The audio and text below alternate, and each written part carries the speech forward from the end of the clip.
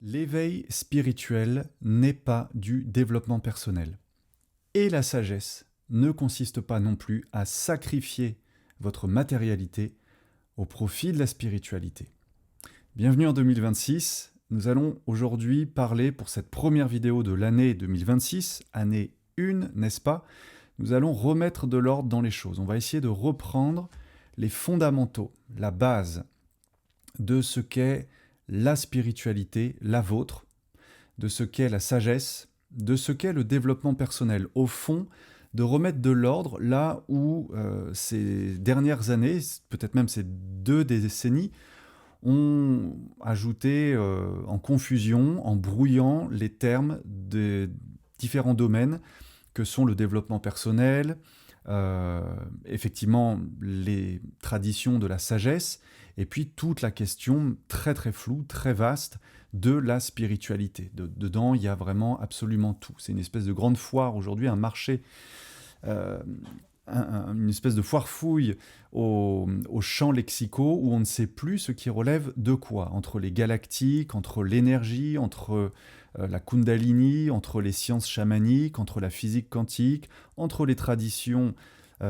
orientales, séculaires, traditions millénaires, les traditions ésotériques, la spiritualité classique, des religions, des grandes religions du livre. Bref, on ne sait plus que signifie être spirituel, ce qu'est la sagesse, le développement personnel. Et ce que j'aimerais ici, pour cette première vidéo de 2026, c'est vous permettre de remettre de la clarté dans ce que sont ces 3 axes fondamentaux. Parce que, entendons-nous bien, dans cette introduction, je ne tiens pas à disqualifier ni l'un ni l'autre, aucun des 3, ni le développement perso, ni la sagesse, ni la spiritualité d'ailleurs, mais de bien remettre chacune de ces disciplines, entendons-le ainsi, comme une discipline de l'esprit, une discipline du corps, une discipline de la conscience aussi, parce qu'on a besoin des 3. Il y a, si vous voulez, un petit peu ce fil directeur que l'on retrouve en toute chose, cette idée de ternarité, de principe triple, de triplicité, qui voudrait que dans l'être humain cohabitent 3 principes. Le principe de la personnalité, celui de la conscience, de l'âme donc, et celui vraiment de l'esprit. Et si on file un peu la métaphore, que l'on va dans le fond des choses, eh bien on se rend compte que les domaines de notre vie sont aussi, en quelque sorte, corrélés à cette réalité. Il y a le domaine du corps, le domaine de la conscience et le domaine de l'esprit pur. C'est-à-dire, pour le dire autrement, on pourrait dire aussi le rapport à la matérialité, le rapport à notre sagesse, à notre conscience, en notre âme et conscience, c'est-à-dire la capacité à équilibrer les choses, à avoir un point d'équilibre, entre quoi, justement, le monde de la matière et le monde de l'esprit. 3e principe, la spiritualité, qui fait plus appel à notre volonté, à un alignement avec notre vérité intérieure, notre fort intérieur, nos forces intérieures, la caractéristique de l'esprit en nous, qui amène bien sûr des singularités. Nous sommes tous différents, forts de notre unité, mais riches de nos différences. Eh bien, ce que je voudrais faire ici avec vous aujourd'hui, c'est revoir, peut-être vous redonner ou vous donner, si c'est la première fois que vous écoutez mes vidéos, des lignes, je l'espère, claires sur chacun de ces domaines, développement perso, conscience, sagesse et spiritualité, parce que les 3 ont leur place, mais il est vrai que la confusion, le brouillage et cette espèce de fouillis qu'on retrouve, pardon, hein, c'est un petit peu dur, mais cette bouillie indigeste qui mélange tout, entre le fait d'être prospère, de manifester par la loi d'attraction, de se relier à des choses en dehors de nous, type ange, archange, j'allais dire archonte, on n'est pas loin, mais galactique, maître ascensionné, ok, faire des prières, faire des mantras, ok, utiliser sa conscience pour générer de l'attraction, pour générer de la visualisation, pour attirer son meilleur futur et pour devenir la meilleure version de soi possible, tout en étant entrepreneur, en investissant sur des marchés, en ayant de la productivité, mais en faisant appel à des forces qui vont pouvoir soutenir cette démarche pour nous faire ascensionner dans la 5D. Voilà où on en est un petit peu aujourd'hui. Je précise que quand je prends la parole et que je dis ces choses-là, je ne le dis pas du fin fond de mes lubies ou d'une idée reçue. Je le dis parce que je connais des gens qui pratiquent, chacun à leur manière dans ces domaines, séparément, parce que je regarde comme vous ce qui se passe dans le monde du développement personnel, du monde plus New Age, et aussi parce que moi-même, je pratique. Je pratique et je suis actif dans le domaine de l'éveil, de la spiritualité, donc je suis au contact par le biais des consultations, des rencontres, et de personnes qui témoignent avec moi chez qui je vois l'évolution. Donc je ne vous demande pas de me croire, cette vidéo n'est pas là pour faire autorité, puisque bien au contraire, sur mon canal, vous aurez bien compris que l'enjeu, c'est pas de dire qui a raison, qui a tort, certainement pas moi, mais au contraire d'éveiller en vous cet axe d'alignement entre votre esprit, être maître de votre esprit, faire preuve de sagesse, avoir la bonne mesure des choses et bien sûr participer au développement de votre personnalité parce que vous avez le droit, vous méritez et il est légitime d'avoir des besoins personnels, corporels, matériels. C'est bien normal si on veut exister dignement en tant qu'être humain. Donc allons-y. On va tout de suite rentrer maintenant dans le sujet par, effectivement, peut-être par la base, c'est-à-dire plus la question du développement personnel, puisque comme je le disais, c'est vrai qu'on a tendance un peu, voire beaucoup trop même, à tout mélanger sur ces trois questions, et puis quand on mélange tout, on finit qu'on ne sait plus ce que l'on vit, on finit aussi qu'on ne sait plus ce que l'on cherche. Et ce sera peut-être même mon premier mot ici, c'est de dire que cette confusion, attention, parce qu'elle peut être génératrice d'une forme de burn-out et de fatigue psychique, de fatigue nerveuse. Quand on n'a plus les idées claires sur ce sur quoi l'on veut mettre son énergie, est-ce que c'est sur le développement de sa richesse, de sa prospérité, de sa santé, de sa sécurité matérielle, c'est tout à fait légitime, mais si on invoque des principes spirituels très éthérés, très éthériques, très abstraits pour arriver à ces choses-là, il y a de fortes chances qu'on n'y arrive pas. Et que là, déjà, il y a une forme de fatigue qui se crée, puisqu'on n'arrive pas à mettre du liant, à faire en sorte que notre vie concrète, quotidienne, ressemble à nos aspirations profondes. Et donc oui, c'est pour ça que quand on mélange tout, on ne sait plus ce que l'on vit, et la confusion, à long terme, et pas qu'à long terme, à vrai dire, je devrais même dire sur un moyen terme, quelques mois peuvent suffire, va générer un stress chronique, une fatigue chronique, puisque on met beaucoup d'énergie psychique, c'est-à-dire mentale, nerveuse, pour atteindre un objectif.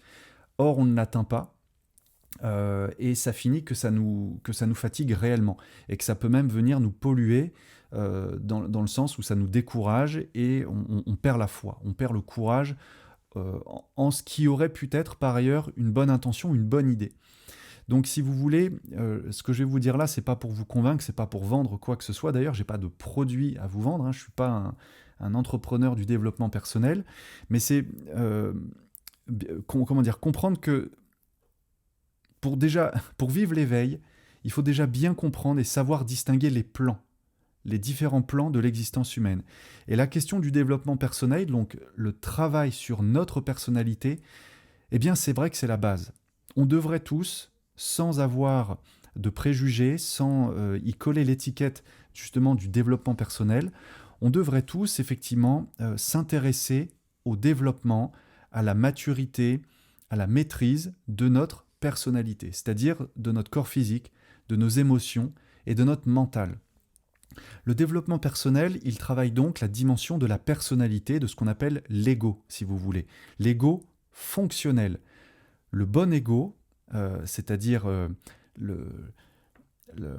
la personnalité bien intégrée, c'est celle qui a justement bien développé ses capacités physiques, d'endurance, de bonne santé, d'énergie, de vitalité, qui a bien développé aussi la sensibilité aux émotions. Avoir un corps émotionnel, un corps astral sensible aux émotions, c'est donc être capable de ressentir les choses, avoir de l'information subtile par le jeu justement des émotions, c'est-à-dire ce qui va vous toucher, qui n'est pas nécessairement de l'ordre du rationnel, mais qui vous procure une sensation, un sentiment, donc de l'information. J'ai souvent dit que information, énergie ici pouvaient être synonymes. Vous êtes touché par une énergie, C'est donc de l'information qui vient à vous, et ça se traduit dans votre corps par de l'émotion, de l'énergie en mouvement. Ça ajoute donc, c'est comme une caisse de résonance, ça ajoute de la profondeur. Et puis il y a évidemment la sphère du mental dans la personnalité. Le corps, l'émotion, le mental. Le mental, c'est vraiment la banque de données, le logiciel, ce qui vous permet d'intégrer de l'information en conscience, de savoir la traiter, de l'utiliser à bon escient quand il le faut, pour organiser votre vie fonctionnelle, faire des listes de courses, établir un projet avec des séquences. C'est très lié à l'hémisphère gauche, dans la théorie de la dominance du cerveau, hémisphère droit à gauche. Et qu'effectivement, le développement du mental, je dirais que c'est avoir une bonne structure, une bonne structuration des fonctions associées à l'hémisphère gauche. Rationalité, pensée logique, pensée séquentielle, analytique, qui utilise des mots, des chaînes, des séquences, si vous voulez.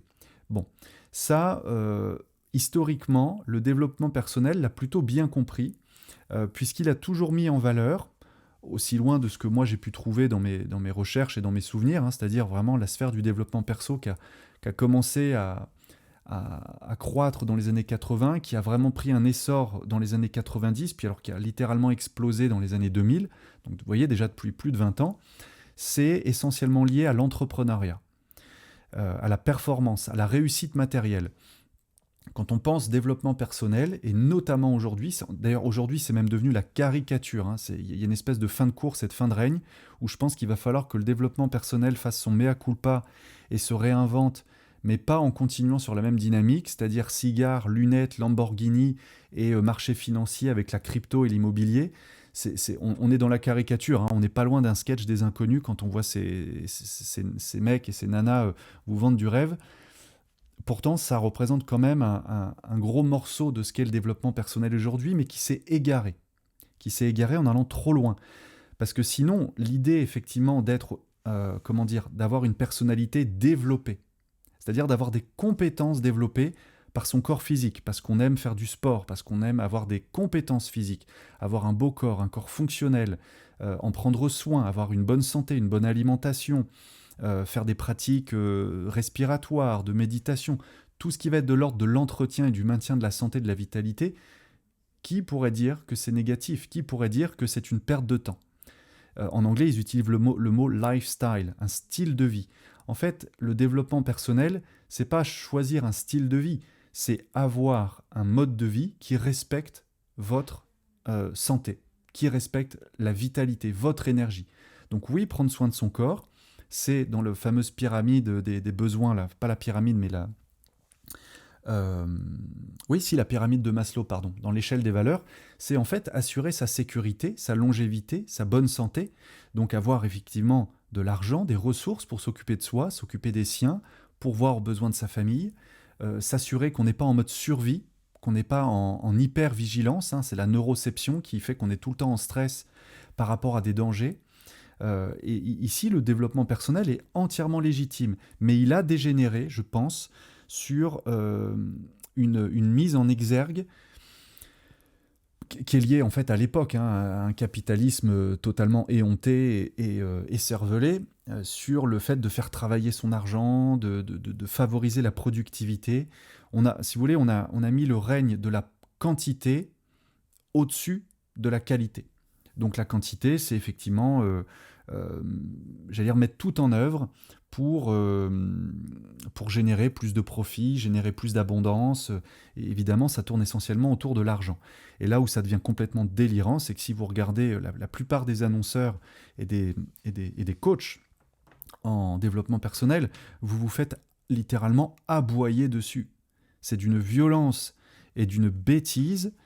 Il n'y a ni sagesse ni spiritualité là-dedans, mais on continue de faire croire que ça participe d'une spiritualité, en mettant des petites phrases, vous savez, des citations du genre l'univers, je sais pas quoi, la vie, je sais pas quoi. On essaye de matiner ça d'une couche de spiritualité, alors qu'en fait, on est plutôt dans une quête de démonstration de force, c'est-à-dire qu'on essaye par la force de faire accepter l'idée de réussite à des gens qui en fait ne veulent pas nécessairement réussir dans la vie. ce que veulent l'essentiel, la majorité des gens, en tout cas ceux que je côtoie et ceux qui s'adressent à moi, ils cherchent à réussir leur vie. Être heureux, être en bonne santé, être épanoui, être libéré de mécanismes qui les plombent, de freins inconscients, de schémas répétitifs. Donc là où il y a aussi une forme d'hypocrisie latente, c'est que ce même développement personnel aujourd'hui, côté entrepreneurial et success story, eh bien c'est que certains de ces entrepreneurs, c'est assez comique d'ailleurs, il faut juste avoir un peu le regard pour le décoder, eh bien, ils vous disent à demi-mot qu'ils font leur mea culpa pour vous dire ça y est, on a compris que le schéma traditionnel de la réussite, où on écrivait un livre, on faisait des conférences en dev, perse, oui, parce qu'ils disent pas développement personnel, hein, ils disent dev, perse, dev perso, si vous voulez, développement personnel. Eh bien, c'était du bullshit, ça marche pas, la loi d'attraction, la loi d'abondance, les visualisations, je me suis planté, j'y ai cru, mais en fait, on n'avait pas compris que... Et hop, ils reprennent le même fil pour vous dire, en fait, on n'avait pas compris que, mais maintenant on a compris, et on va pouvoir recommencer. Donc on arrive à des contresens, si vous voulez, où d'un côté on vous dit, la loi d'attraction, c'est faux, ça n'existe pas, ça n'a pas marché pour moi, et j'ai dû le comprendre par mes échecs, mais mes échecs m'ont rendu plus fort, et donc je peux vous dire, c'était du bullshit, mais maintenant je vais vous vendre autre chose que du bullshit, la vraie vérité vraie. Ouais. En fait, on arrive à des contresens parce que ces mêmes personnes qui vous disent que la loi d'attraction n'existe pas, non, elle existe. C'est juste qu'ils l'ont mal comprise, ils l'ont mal utilisée et ils ne savent pas la nommer. Il y a des lois, je pourrais en parler d'ailleurs dans d'autres vidéos, c'est pas ce que je vais faire ici, mais ce sont des lois de cause et de conséquence, une loi de l'enregistrement de notre qualité d'intention, une loi de l'écho.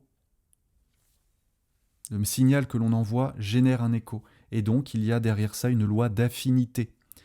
Selon l'écho, selon l'enregistrement de notre intention et selon la loi de cause et de conséquence, il y a une loi d'affinité qui fait que selon que l'on est aligné ou pas avec ce que l'on est, on va générer une attraction qui ne sera pas celle que l'on s'acharne à créer par notre mental conscient. En effet. Donc vous voyez, le développement personnel, il a en fait sa place dans l'idée de maîtriser, de bien maîtriser notre personnalité pour que notre ego, notre personnalité, je fais exprès d'utiliser les deux mots pour pas qu'il y ait de dualité dans votre tête ou de confusion, mais que pour cet aspect de nous soit un bon serviteur et non pas un mauvais maître. C'est important ici de comprendre que se développer, c'est une étape nécessaire dans le processus spirituel, dans l'éveil de la sagesse. Mais une personnalité mal construite est un mauvais véhicule pour l'âme. Et la personnalité mal construite, c'est une personnalité qui refuse de reconnaître qu'il y a des lois, qu'il y a des principes directeurs, et qu'on ne peut pas avoir tout ce qu'on veut comme on veut. C'est pas vrai. Parce qu'il y a effectivement une nature qui vous a été donnée. Je l'explique très souvent par l'astrologie, mais il y a peut-être d'autres moyens de l'expliquer. Je ne fais pas non plus une religion de l'astrologie, mais si on s'intéresse à l'astrologie, on comprend que eh bien, tout le monde n'est pas taillé dans le même bois. Tout le monde n'est pas fait du même bois, n'a pas les mêmes compétences, les mêmes qualités, la même histoire. Et donc, par conséquent, vouloir les mêmes choses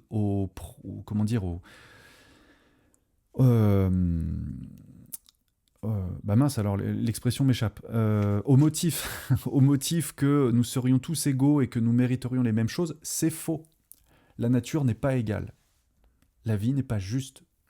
Au point de vue, la vie est juste, mais elle n'est pas juste au point de vue égalitaire. Il y a une loi d'équité, effectivement, où l'on en hérite de ce que l'on mérite, en quelque sorte. Et on ne mérite pas tous la même chose, ça ne veut pas dire qu'on est moins méritant ou plus méritant, ça veut dire que selon ce que l'on a été, selon ce que l'on a fait, ou selon certains paramètres d'incarnation, eh bien on n'a pas les mêmes dons, les mêmes talents, on n'a pas la même donne dans cette vie. Donc on ne peut pas prétendre aux mêmes choses. Mais par contre, on a tout ce qu'il nous faut pour nous développer en nous. Ça, on l'a. Donc c'est là où je dis que la personnalité mal construite est un mauvais véhicule pour l'âme. Il faut comprendre qu'on ne peut pas compter sur les mêmes qualités, les mêmes compétences. Mais on se doit par contre de développer nos dons, nos talents. Donc c'est vrai que la personnalité doit être un bon serviteur, mais pas un maître. Et ici, peut-être marquer une transition, ce serait peut-être approprié, effectivement, Et bien qu'en fait, le problème commence quand le serviteur, donc la personnalité, croit être le sens de la vie. Parce que, je vais vous parler d'autre chose maintenant, je vais vous parler un petit peu plus de sagesse peut-être, c'est que la sagesse, si vous voulez, c'est une qualité qui n'est pas nécessairement innée, mais qui relève plus de l'acquis. L'acquis, c'est toutes les expériences que l'on mène, la prise en considération des résultats de nos expériences. Hein. On peut continuer à répéter la même expérience sans jamais en tirer les leçons. C'est dramatique, mais ça arrive. Pourquoi on se retrouve toujours dans les mêmes situations, etc. Et donc la sagesse est quelque chose qui s'acquiert avec le temps et quelque chose qui grandit avec l'intégration des expériences de notre personnalité. Donc je pose ici comme idée et aussi comme transition, si vous voulez, que la sagesse, c'est en fait chercher sa propre vérité. Souvenez-vous, je le répète très souvent parce que c'est magnifique dans la formule, mais c'est, je pense, c'est une des rares choses sur lesquelles vous pouvez vraiment vous appuyer, c'est cette citation de Krishnamurti qui disait que la vérité est un pays sans chemin. Aucun guide, aucune loi, aucune tradition ne vous y conduira si ce n'est l'éveil de votre propre intelligence. Pourquoi je répète très souvent cette célèbre citation et pourquoi ici, dans le cadre de la sagesse? Parce que il est important, je pense, de comprendre, de prendre en vous, hein, c'est ça que veut dire comprendre, de prendre en soi, de faire sienne cette idée qu'il n'y a pas de vérité toute faite à l'extérieur, préexistante, qui vous servira de guide immuable, solide. La vérité, en fait, c'est, dans le cadre de la sagesse, c'est pas une méthode. Ce n'est pas un système, c'est pas un modèle à imiter. Et c'est là où je veux bien que vous voyez la différence avec le développement personnel qui vous propose justement des méthodes, des systèmes, des modèles à imiter. Modèles financiers, systèmes de pensée, méthodes physiques, alimentaires, et peu importe. On vous dit si tu suis ça, tu obtiendras ça. Rien n'est plus faux. Rien n'est plus faux, c'est complètement mensonger et fallacieux. Je ne dis pas que les gens qui le disent sont des menteurs, je pense qu'ils n'ont pas compris que l'être humain, c'est une somme de complexité et de diversité. Et il n'y a pas une méthode qui convient à tout le monde. En anglais, one size does not fit all. C'est pas une même taille pour tout le monde. On ne chausse pas tous du 45, on ne fait pas tous 1m85. Donc si vous voulez, le prêt-à-porter comme le prêt-à-penser, c'est un modèle, voilà, c'est un modèle de merchandising, pour vendre. Mais ce n'est pas la vérité. La vérité, c'est cette sagesse intérieure qui vous commande d'aller à la rencontre de votre vérité. Ce qui est bon pour vous, connaître ses besoins profonds pour emprunter une direction qui vous convienne. Elle est là, la sagesse. Et on peut ici, si vous voulez, pour exemplifier un petit peu cette idée de sagesse, on peut parler ou rappeler ce qu'étaient les fameuses vertus. Vous avez déjà entendu parler de ça, peut-être, ou pas. Si c'est la première fois, tant mieux, vous le découvrirez ici, mais vous irez chercher par vous-même après. On parlait, si vous voulez, dans l'école platonicienne, des 4 vertus cardinales. Ces 4 vertus qui étaient, en fait, des dispositions à acquérir. Des dispositions à acquérir, pas des dispositions nécessairement innées. Et pourquoi est-ce qu'il faudrait les acquérir, ces dispositions? Eh bien, justement, pour agir en fonction du bien, du beau, du vrai. Mais pour soi. On ne peut pas fixer une règle comme étant celle du bien, du beau, du vrai pour tout le monde. Ça, je dirais que c'est une vision, un idéal, mais on sait aussi que les visions et les idéaux peuvent mener au dogmatisme, à la dictature, à l'autocratie et au final à une forme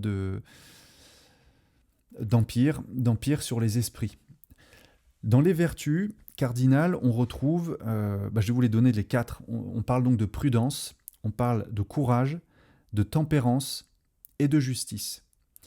Avec cette idée que la prudence, c'est ce qui doit nous amener à discerner les choses, penser avant d'agir. Ne dit-on pas dans la sagesse populaire que prudence est mère de sûreté? La prudence, ce n'est pas non plus le fait d'être tiède et de tout mesurer.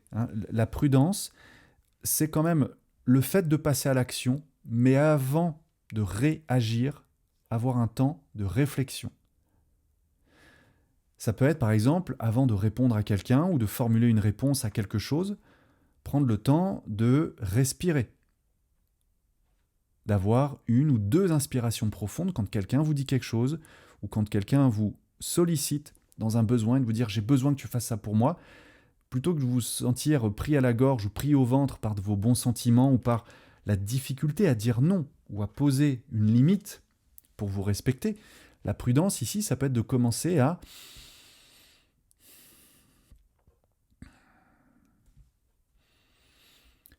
marquer un temps.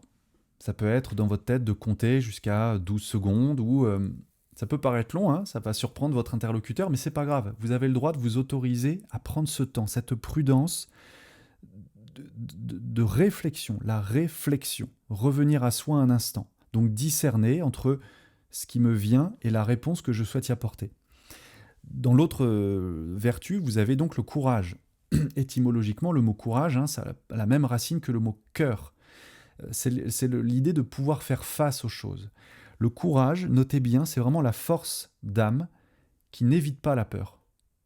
C'est pas parce qu'on est courageux que l'on n'a pas peur. Et je vous dirais même, c'est très bien d'avoir peur, ça vous montre que vous avez encore des réactions d'instinct, de préservation, de protection, un instinct de vie, de survie, qui fait que vous n'avez pas envie de mourir bêtement, qui fait que vous n'avez pas envie de prendre des risques inutiles, que vous avez une conscience des enjeux. Donc la peur est nécessaire comme indicateur, mais elle ne doit pas effectivement nous paralyser dans l'action. Et c'est là où le courage intervient en tant que force d'âme pour faire face aux événements. Faire face aux événements. Vous voyez, deuxième vertu cardinale, les 2 autres sont la tempérance et la justice. Et dans la tempérance, il y a... D'ailleurs, la tempérance est une des lames du tarot, hein, c'est la lame 14, je crois, celle de l'ange, hein, qui fait passer en fait un liquide d'une outre à une autre, d'un vase à l'autre. C'est cette idée d'avoir de la mesure, de l'équilibre en toute chose. Autrement dit, de trouver la juste mesure. La juste mesure. Et ça aussi, c'est quelque chose qui n'est pas nécessairement inné. Ça peut être quelque chose qu'on va développer avec le temps parce qu'on s'est pris tellement de portes dans la tronche ou tellement de coups de pied au derrière parce qu'on allait trop lentement, d'autres vont trop vite, d'autres vont pas assez fort, d'autres vont trop fort. Mais la tempérance, voilà, trouver la bonne mesure pour soi, pour respecter aussi qui l'on est, mais aussi, avec du courage, se montrer à la hauteur des événements. Quand il faut agir, eh bien, savoir parfois se faire un peu violence, accepter que la souffrance fait partie de l'existence, mais que c'est par moment une valeur nécessaire pour avancer, avec tempérance, mesure et équilibre. Et puis, dernière de ces vertus cardinales, la justice. Alors la justice, c'est un petit peu compliqué, parce que c'est vrai que cette idée de justice dans le monde humain,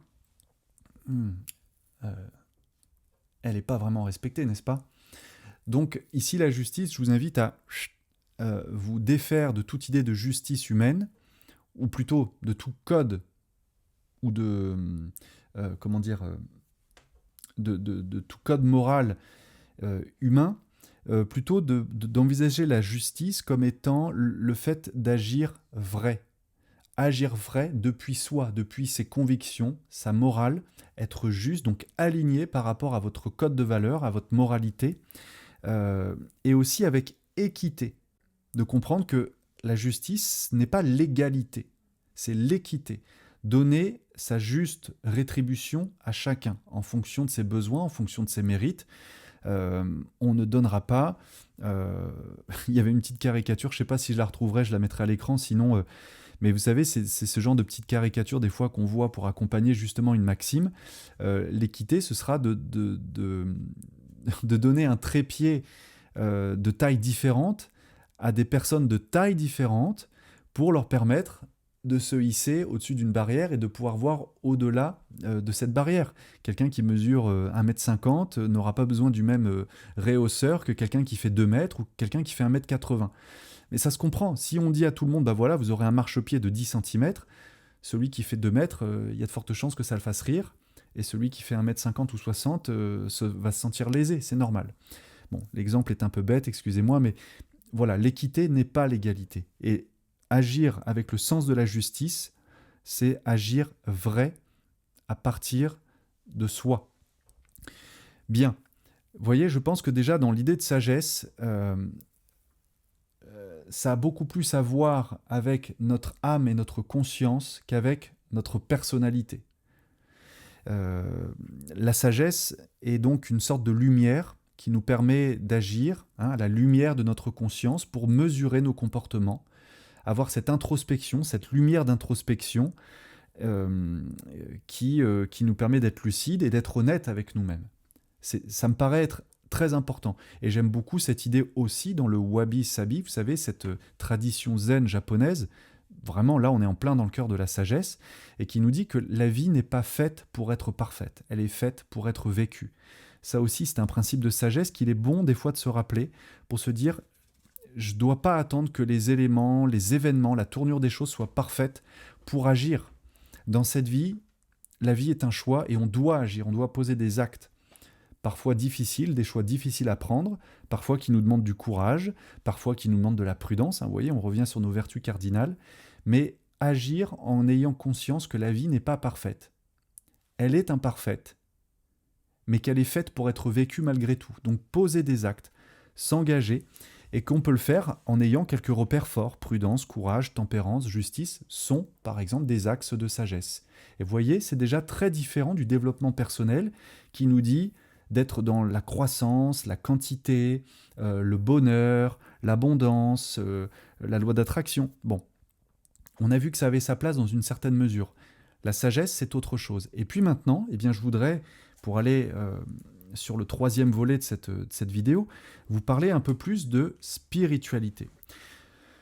Parce que la spiritualité mal comprise, c'est effectivement la porte ouverte à un espèce de bouli-boulga, de sac de nœuds, de concepts, de croyances, de choses qui partent dans tous les sens, parce qu'elles sont justement beaucoup trop spirituelles,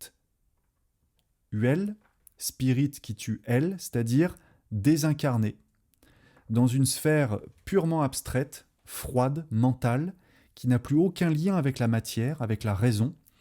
Et c'est là où le jeu de mots est possible. Spirit tue elle, c'est là où l'esprit finit par tuer la réalité, tuer la matière, annihiler le lien entre l'esprit et la matière. La spiritualité, ce n'est donc pas une identité qu'on se donne. Déjà, premièrement, ce n'est pas une identité qu'on se donne par des apparats. Une tenue vestimentaire, une coupe de cheveux, un style alimentaire. Bon, on le voit encore, si vous voulez. Donc c'est pour ça que j'en parle. Je sais qu'il y a des gens qui m'ont fait le reproche de dire oui, mais c'est quand même un peu trop caricatural. Ben non, en fait, non.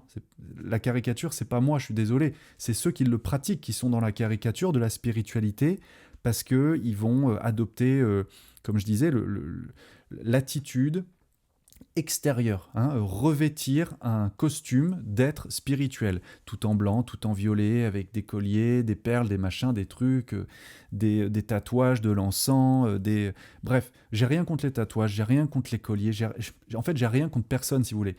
J'ai un truc contre quelque chose, oui, contre le faux et contre la mauvaise foi.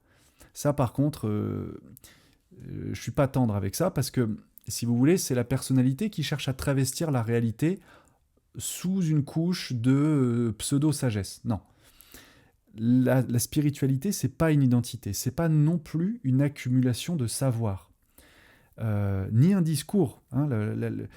Pourquoi je dis ça? Ni une accumulation de savoir, ni un discours, parce qu'on voit aujourd'hui dans la figure du gourou, qui est encore très présente, mais qui se casse bien la gueule là, depuis quelques temps, on voit encore le côté je tiens un discours comme un maître de sagesse assis sur le haut de ma montagne ou sur le haut de mon estrade, parce qu'il y en a beaucoup qui aiment bien se mettre sur une estrade, et puis les autres sont assis par terre sur des coussins autour du maître. Comme s'il fallait effectivement se mettre sur un promontoire pour être élevé. Bon, le discours et l'accumulation de savoir, c'est encore de la poudre aux yeux. N'importe quel idiot, s'il a un mental bien développé, est capable d'apprendre par cœur des sourates, des mantras, des grandes phrases, et de faire comme ça un étalage, comme on étale la confiture. Moins on en a, plus on l'étale, pour paraître intelligent. Faire des grandes phrases sur l'univers, la vastitude, les principes cosmo-universels de la Grande Mère, du Père divin. Bon, ça, il faut maintenant impérativement vous qui écoutez cette vidéo, que, vous ne preniez rien pour acquis dans ce que je dis, que vous doutiez de ce que je dis, et que de deux, vous appliquiez cette règle avec tout le monde. La spiritualité, c'est pas une accumulation de savoir. Il faut donc pas faire confiance à quelqu'un qui, en apparence, en a plein dans la tête. Ni un discours. C'est pas parce que le discours est mielleux, avec un grand sourire, avec des mots bienveillants, parce que ça c'est un mot aussi que tout le monde aime aujourd'hui, la bienveillance. C'est normal. On est dans un monde qui génère beaucoup de stress, beaucoup de souffrance. Donc on aspire un petit peu comme on aspire à une oasis, à respirer un peu d'air frais. On aspire à de la bienveillance, à de la douceur, à des choses qui nous font du bien. Mais si vous allez chercher la bienveillance dans le discours et dans la spiritualité, 9 fois sur 10, vous allez tomber sur des manipulateurs. Et beaucoup sont des hommes. Beaucoup sont des hommes parce que qui recherche avant tout la douceur, la tendresse, l'affect ? Les femmes. Et les femmes auront plus facilement tendance à idolâtrer, soit parce qu'elles voient aussi dans la figure de l'homme un père de substitution ou une projection de l'homme idéal. Et les hommes peuvent le faire aussi, mais pas de la même manière. Eux, les hommes, ce qu'ils vont rechercher, ça peut être soit une figure maternelle,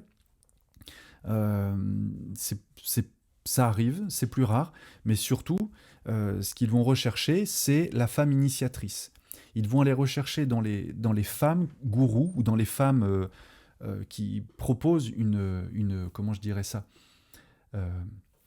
qui proposent une voie spirituelle. Ils vont aller surtout chercher la femme initiatrice, la femme tantrique, la femme donc très sexualisée, qui va tourner autour de la Kundalini, autour de l'initiation sexuelle, autour de l'initiation corporelle. Et ça se comprend encore, si vous voulez, parce que la femme a une capacité, une tendance innée beaucoup plus fine à ressentir les choses. Donc elle peut initier l'homme. Mais là encore, les hommes peuvent être, attention, le masculin peut être trompé parce qu'il y a des jeux de pouvoir dans les deux sens. Donc je vous disais, peut-être qu'une définition nette ici à envisager, c'est que la spiritualité, c'est effectivement la maîtrise de soi, la capacité à rester lumière, surtout dans les ténèbres, surtout dans ses propres ténèbres. Et j'aimerais insister sur ce qu'implique la spiritualité. La spiritualité exige des efforts, exige des exercices au quotidien, exige des renoncements et une persévérance dans ces renoncements, ces exercices et ces efforts. Parce que la spiritualité, c'est le chemin le plus difficile. C'est pas parce qu'il est complexe d'un point de vue intellectuel, mais parce qu'il est très exigeant. Il va être exigeant parce qu'il va effectivement, ce chemin spirituel, vous mettre à l'épreuve dans votre chair, dans vos croyances, dans toutes vos dépendances. Et en spiritualité, on a besoin de connaître très peu de choses en réalité. C'est pas une histoire de mental et d'accumulation de savoir et de connaissances. En spiritualité, on a besoin de connaître très peu de choses, mais on doit les réaliser, ces choses. On doit les réaliser, les incarner, les concrétiser dans la matière. C'est pour ça que c'est très difficile, parce que avoir plein d'idées, plein de concepts spirituels, c'est facile. Être séduit par des théories, c'est facile. Aller à des conférences, à des séminaires où on va se faire du bien parce qu'on retrouve des communautés autour de soi qui se veulent volontiers anti-système, qui se veulent éveillées, qui se veulent résistantes aux forces du mal ou autres. Je comprends, c'est rassurant, ça fait du bien, mais si on n'incarne pas au jour le jour, dans sa solitude, dans ses peurs, si on n'incarne pas ces principes spirituels, c'est plus de la spiritualité, c'est de la théorie, c'est du mental, ce sont des élucubrations du mental. Or, c'est pourtant là que tout s'articule. La spiritualité, c'est de la matière à son taux vibratoire le plus élevé. Et la matière, c'est de la spiritualité à son taux vibratoire le plus dense. Il ne devrait pas y avoir de discontinuité entre l'un et l'autre. La spiritualité, en fait, c'est ce qui vous donne du sens, qui donne une direction à votre vie. C'est le bon usage de votre esprit. Avoir un mental sain, un mental clair, clair sur ce que vous êtes, sur qui vous êtes. Et ça se fait pas en quelques séminaires de développement personnel. Ça ne se fait pas ni même par quelques initiations que vous auriez pu accumuler au fil des mois en faisant une initiation chamanique au Brésil, puis une au Pérou, puis une autre chez les Amérindiens, puis une autre... Vous voyez ce que je veux dire ? C'est très bien de faire tout ça, moi, j'ai rien contre, je ne dis pas que vous ne devez pas le faire, je vous dis juste que vous ne pouvez pas compter sur l'accumulation de ces expériences pour vous définir comme quelqu'un de spirituel. Attention à la confusion des genres. Beaucoup de gens hors sol, qui planent, qui vivent dans leur esprit, dans leur tête, pensent qu'ils sont spirituels. Ce n'est pas ça. Les 3 axes sont aussi importants l'un que l'autre, mais il faut bien savoir qui est le serviteur, qui est le phare et qui est le maître. Le maître, c'est votre esprit. Le sens, la direction. La lumière, c'est la sagesse, celle qui donne l'orientation juste à l'action. Et le bon serviteur, la sphère du développement personnel, la personnalité, l'ego, oui, c'est le véhicule à la direction et à la lumière. Donc si vous voulez, je dirais que l'esprit, donc en vous, la spiritualité vivante, c'est votre esprit qui cherche à se manifester, à être incarné. Et il va passer par l'âme pour ça, donc par la dimension de conscience, de lumière, de sagesse, et il va s'incarner dans la personnalité par des actes, par un état d'être physique. C'est là où vous voyez bien qu'il y a une jonction éminemment importante dans tous les phénomènes psychosomatiques. Quand le psychisme est malade, parce qu'il n'est pas aligné, parce qu'il est en contradiction avec sa nature fondamentale, quand le mental et l'émotionnel ne sont pas bien alignés sur notre âme et donc sur la direction que souhaite insuffler notre esprit, le corps somatise. Enfin, c'est redondant puisque soma veut dire le corps, mais le corps va manifester ces mêmes blocages, cette même dissonance par des maladies, le mal a dit, par des conditions physiques telles que les blocages, la tension, la fatigue, le stress, toutes ces choses-là. Donc, peut-être maintenant je vais pouvoir conclure, mais je crois que vous avez ici des éléments forts sur lesquels vous pouvez réfléchir par vous-même. La spiritualité, donc, c'est vraiment le maître intérieur. La sagesse, c'est le médiateur intérieur, le principe lumière, en votre âme et conscience. Ça, c'est la sagesse, la mesure. Et le développement personnel, c'est nécessaire, oui, mais simplement pour avoir un bon serviteur, un bon corps, un corps fonctionnel, physique, émotionnel, mental. Et quand l'ordre est respecté, alors oui, tout s'aligne. Mais si vous cherchez à vous aligner depuis un désordre, si vous demandez au serviteur d'être le maître, à la lumière, enfin à la conscience de jouer, de donner la direction, ça ne marchera pas. Ça ne marchera pas aussi bien et ça risque même de vous perdre. Quand l'ordre est inversé, tout se confond, en effet. Donc, on va refermer calmement tout ça pour essayer de ramener un petit peu d'ordre et vous laisser avec des notions claires. L'éveil, donc, à mon sens, bien sûr, ce n'est pas une promesse. Ça ne peut pas être une promesse marchande comme le fait le développement personnel. L'éveil, ce n'est pas du confort, certainement pas. Et ce n'est pas un produit à vendre. Donc il n'y a pas de méthode pour l'éveil. Et je le redis, il n'y a pas non plus un seul éveil. Ne croyez pas qu'un jour vous êtes éveillé et ça y est, vous êtes arrivé. Il y a des éveils, comme il y a des montées de Kundalini, comme il y a des nuits noires de l'âme, comme il y a des initiations, etc., etc. Ce sont des paliers évolutifs. Donc l'éveil est toujours fonction à un état antérieur. On s'éveille par rapport à ce que l'on était avant. Et on s'éveille à un nouveau champ de conscience. On rentre dans un champ de conscience. C'est ça que signifie le mot initié.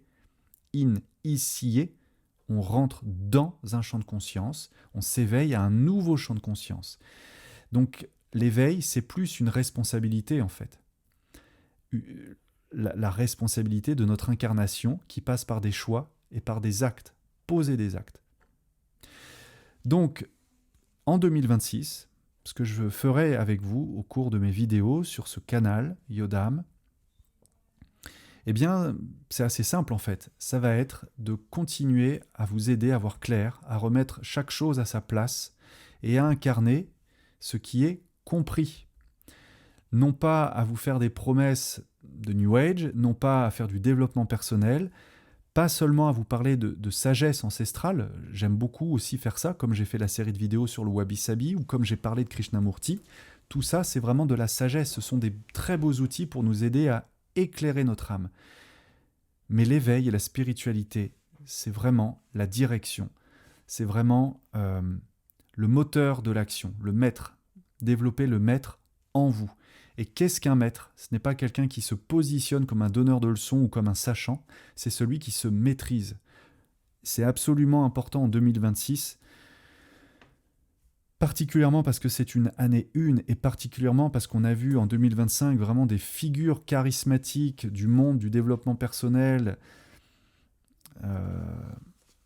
vraiment des figures de gourous se casser littéralement la figure sur des scandales sexuels, sur des problématiques liées à l'argent, liées au pouvoir, à des réseaux de pouvoir.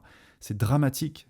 Et il est urgent de comprendre qu'il faut mettre un coup de pied dans la fourmilière et de faire table rase de tout ce que vous croyez sur la spiritualité, y compris des religions. On est dans une phase tellement importante de l'évolution collective de la conscience humaine qu'on ne peut pas aspirer à du neuf si on essaye encore de s'arranger avec notre conscience par rapport à des concepts hérités de l'ancien temps, d'une conscience très poisson, très verticale, très dogmatique, très religieuse, qui avait besoin de figures de sauveurs, qui avait besoin de bâtons de vieillesse pour grandir, parce qu'on a peur de se tenir debout seul. Donc, peut-être que ce que je dis ne convient pas à tout le monde, et tant mieux, tant pis d'ailleurs, mais je pense que c'est le message à faire passer pour la spiritualité dans cette ère Verseau. Donc je suis très heureux de partager tout ça avec vous, je suis très heureux de voir que ça résonne chez la plupart d'entre vous, et je me réjouis d'ores et déjà de cette année 2026 où on va pouvoir poser des nouveaux jalons ensemble. Je vous dis pas bâtir une nouvelle spiritualité, j'ai rien envie de bâtir. Par contre, j'ai beaucoup plus envie d'amener de l'air frais, de vous amener à ouvrir les fenêtres de votre esprit pour bien ventiler là tous les coins où il y a encore des moisissures, où ça sent trop les vieux livres renfermés, où dans votre garde-robe il y a encore trop d'attirail de spiritualité version dogme, etc. Faisons ce travail ensemble si vous voulez bien. 2026, année 1, posons les bases d'une attitude de liberté, d'autonomie, d'indépendance spirituelle. Faisons-le en conscience et faisons-le jusque dans la personnalité pour se développer aussi personnellement.